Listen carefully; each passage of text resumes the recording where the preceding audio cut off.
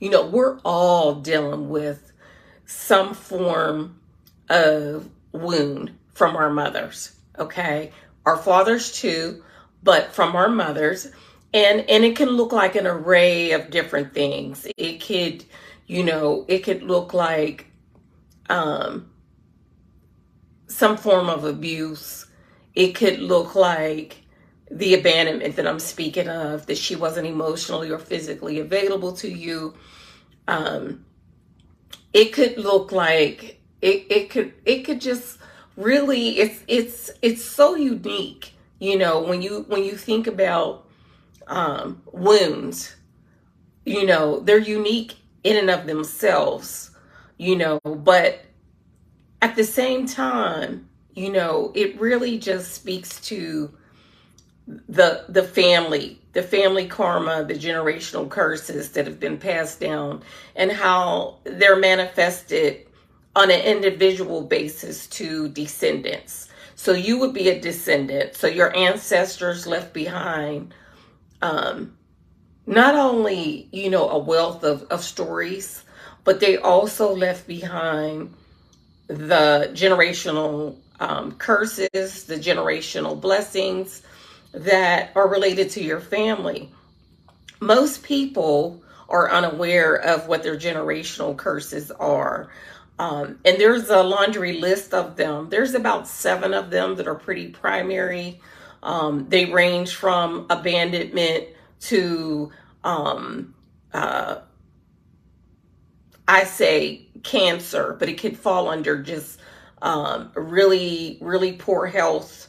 Maybe there has been that in the family where, people maybe, unfortunately, die early, incarceration, it could be poverty. So these are just a few. When I talk about generational curses, that's what I'm speaking of.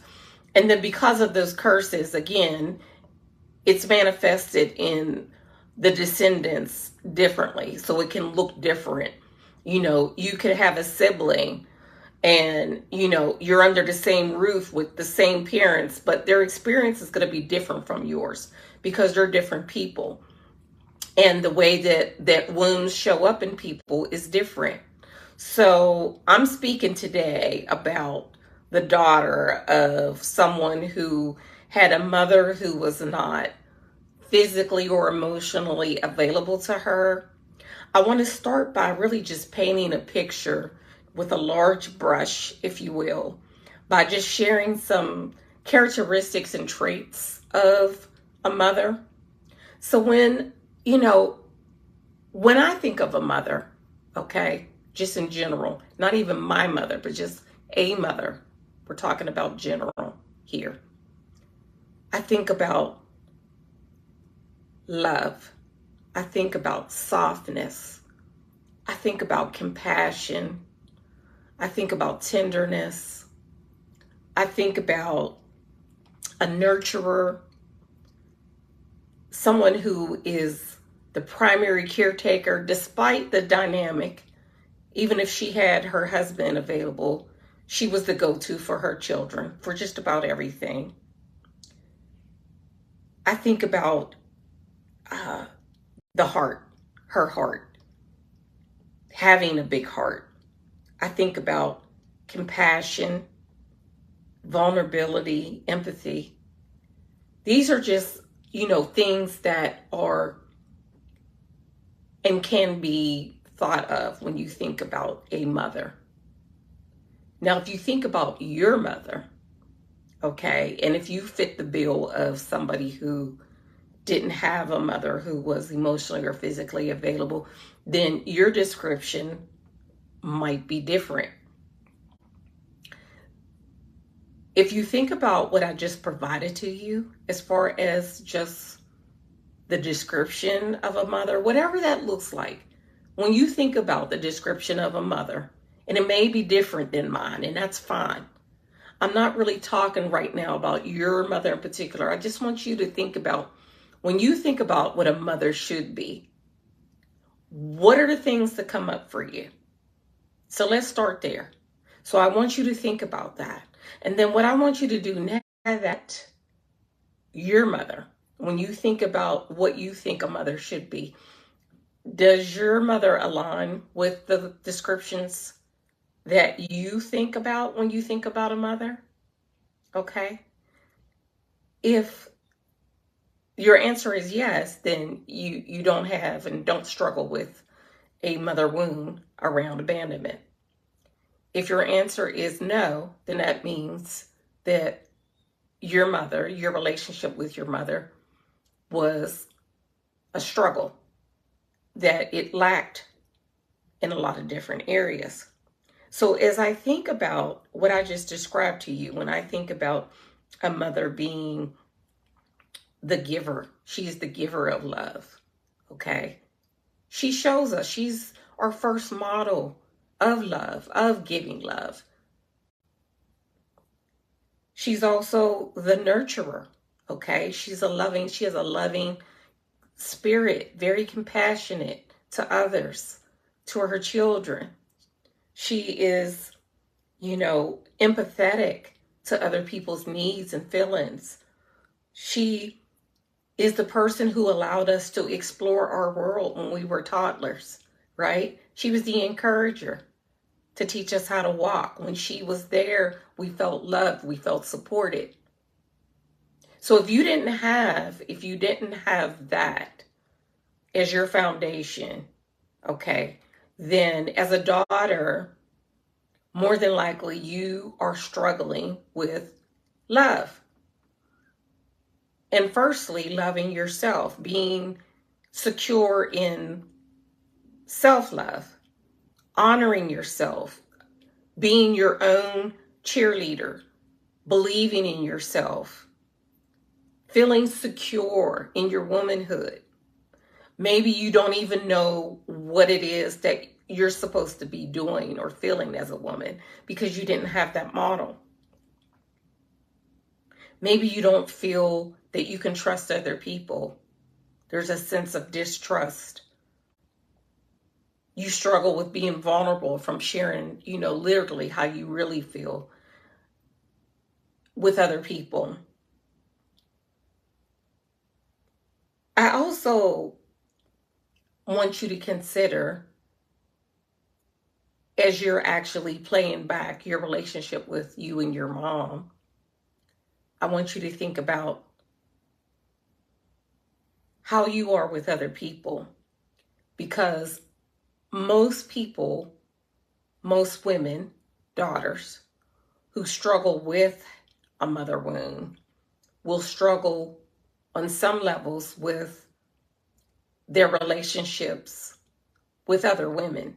So if you look at your friendships, okay, sometimes, there are women who will say, I feel more comfortable being around men than I do women.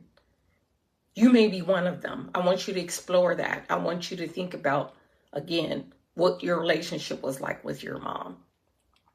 And I know this might sound crazy, but it's not.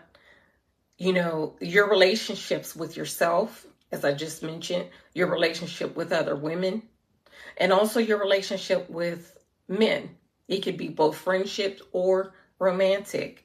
There may be something there as well. Romantically, if you have struggled with, maintaining relationships with men, not feeling like they're fitting the bill, meeting the bill with love, loving you, they just can't seem to understand you.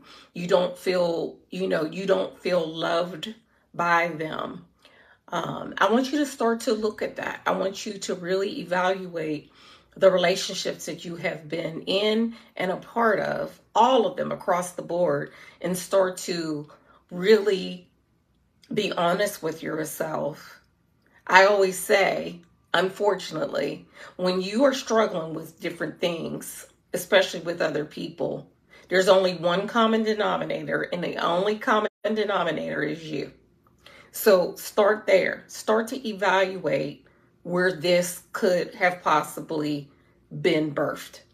Look at the relationship that you had with your mother and be open and honest with yourself about being able to acknowledge that relationship.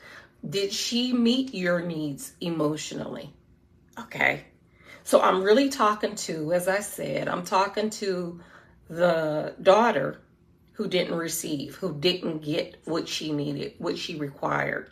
She, maybe her mother wasn't present because of circumstances, maybe around incarceration or addiction, or maybe, unfortunately, maybe due to death.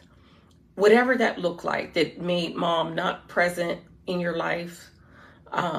Maybe it was an adoption. Maybe mom couldn't keep you and she gave you away for adoption. Whatever scenario is, or maybe she was present in your life, but she was not able to love you the way that you required. And because you were a child, you weren't able to express what your needs were. And she wasn't able to actually fulfill that due to the generational curse in her family. So I really want you to be able to explore this on so many levels.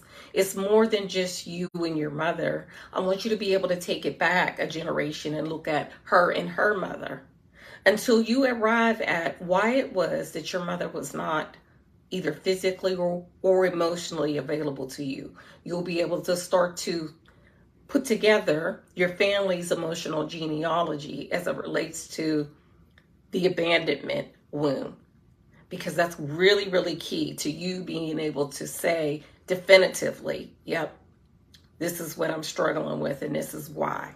Okay. It's really important for you to know that you didn't do anything wrong.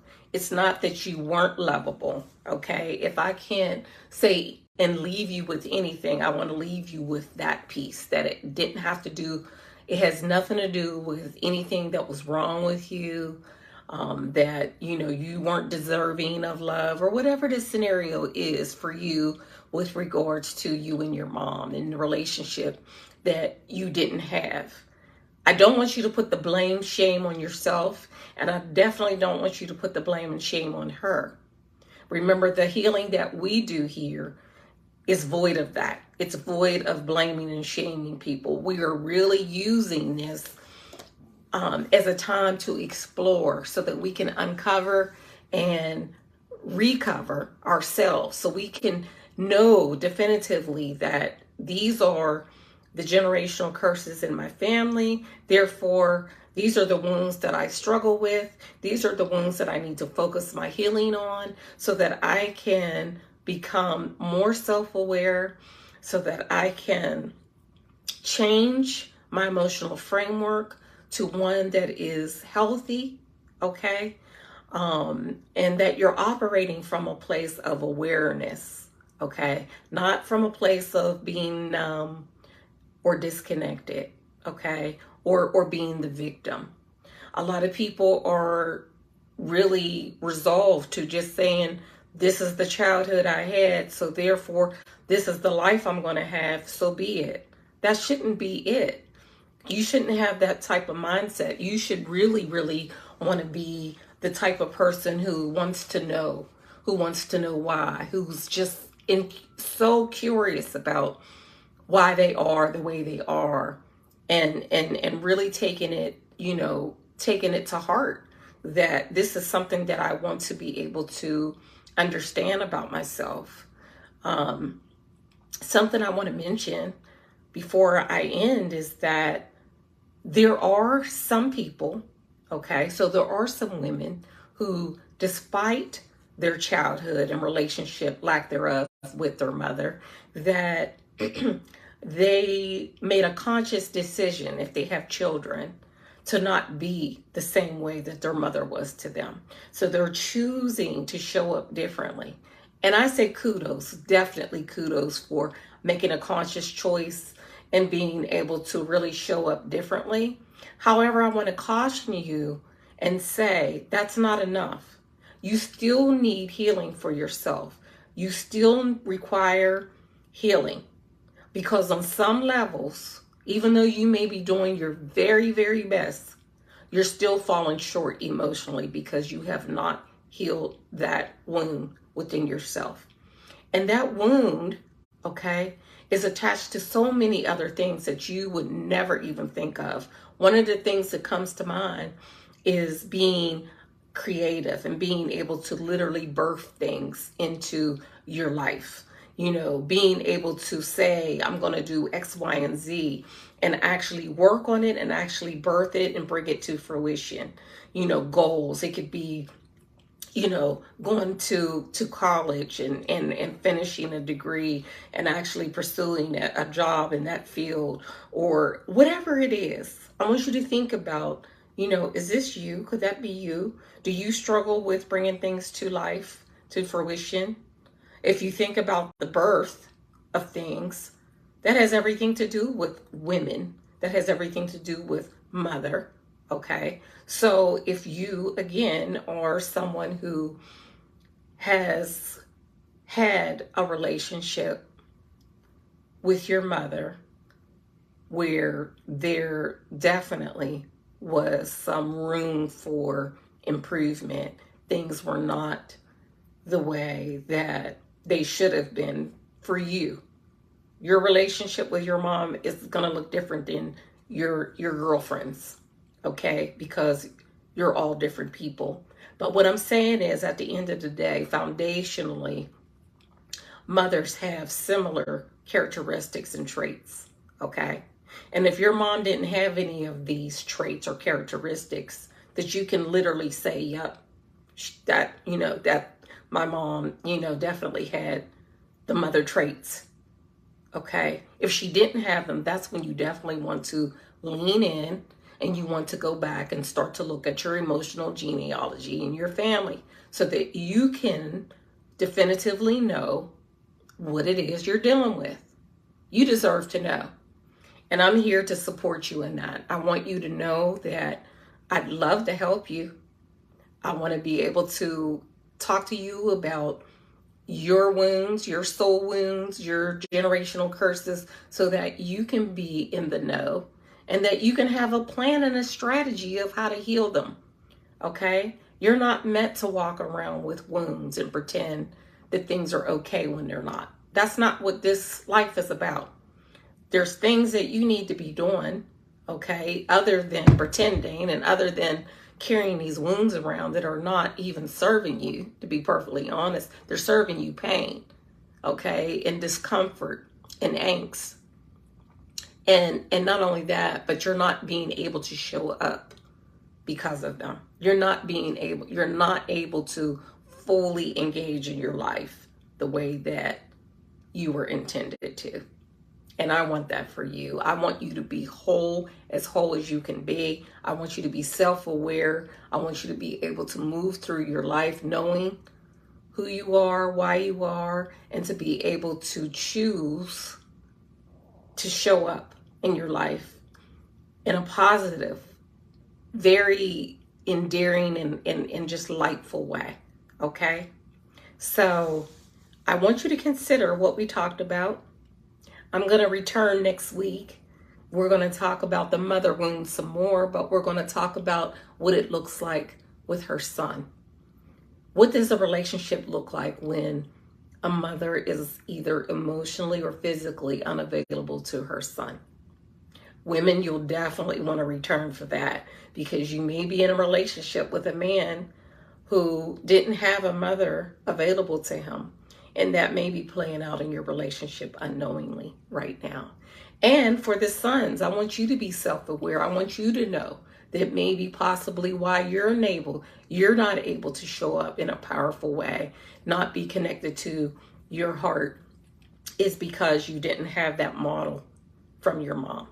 Let's explore that. I'll be back next week. Okay? I hope you'll join me. Please like this post and please tag somebody. Okay? The more the merrier. Let's heal together. I'll see you next week. Enjoy the rest of your day. Thank you.